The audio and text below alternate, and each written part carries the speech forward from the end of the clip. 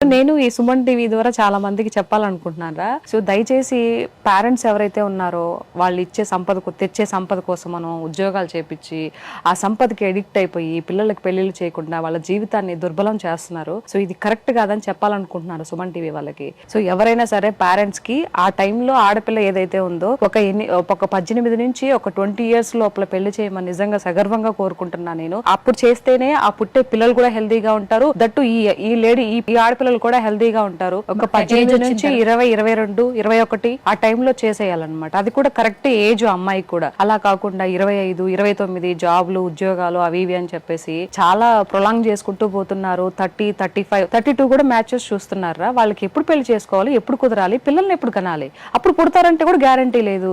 ఇప్పుడు అమ్మాయికి 32 ఉన్నింది అనుకో సపోజ్ కి అమ్మాయికి, సో అబ్బాయికి ఎంత ఉండాలి, 35, 36 అయినా ఉండాలి కదా. మరి ఎక్కడ పుడతారు పిల్లలు? నన్ను అలా కొంతమంది ఎగతాలు చేశారు. నువ్వంటే ఆగలేక పెళ్లి చేసుకున్నావు అని అంటే మనం ఏదన్నా ఒక మాట చెప్తే దానికి వాళ్ళకి కోపం వచ్చి దాన్ని అణచిపెట్టుకోలేకుండా నువ్వు ఆగలేక పెళ్లి చేసుకున్నావు, నేను ఆగలేక పెళ్లి చేసుకున్నానంట. చాలా మంది చూసినప్పుడు నన్ను మా వారిని చూసినప్పుడు కొత్తగా పెళ్ళయిందని అంటారు తప్పితే వీళ్ళకి 3 పిల్లలు ఉన్నారు వీళ్ళకి ఇది అని లెక్క ఎప్పుడు అనుకోరు. కాబట్టి తొందరగా పెళ్లి చేసుకుంటే పిల్లలు కూడా బాగుంటారు, రేపు మీ లైఫ్ బాగుంటుంది, పిల్లల లైఫ్ కూడా బాగుంటుంది అనేది నా ఒక సూచన. అర్థం చేసుకుంటే తొందరగా పిల్లలకి పెళ్లి చేయండి. అర్థం చేసుకోను అంటే మీ ఇష్టం, మీ కర్మ.